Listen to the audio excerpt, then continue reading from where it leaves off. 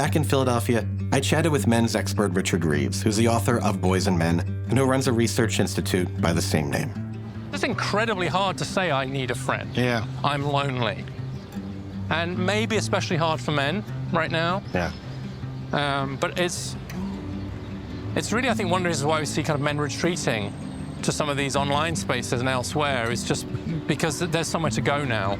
It's safe, in a way. In some ways, it's safer. Real life has always been hard. But we didn't always have such a great online alternative to it, right? No. Now there's somewhere else to go that can hit some of those buttons for us. That's interesting. How many close friends would you say you have? 3 or 4. That sounds pretty good.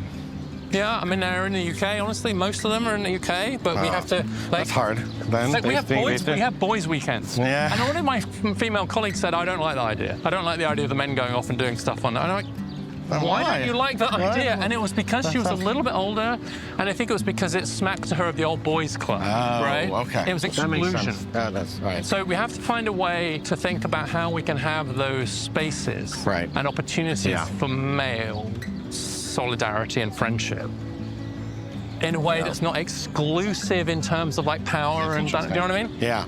No, I would say I've got good friends that I can go, I haven't seen them for a while, then we'll just pick up right away.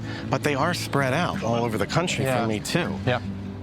We're now having to just get more intentional about it. The other thing I hear a lot, and it's certainly happened with me, is that something happens in the conversations between men where even if we have to talk first of all about baseball or soccer or whatever it is first, either someone says, can we talk about how you're married?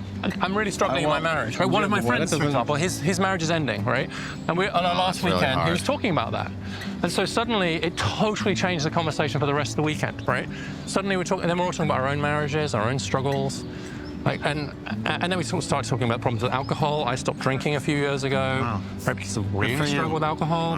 And so we talked about that. And so sometimes there's a moment when men go from the sort of performance bit.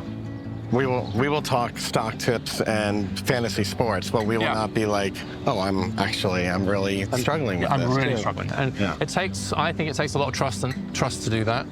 But I'm interested in how many men I know who are now doing that.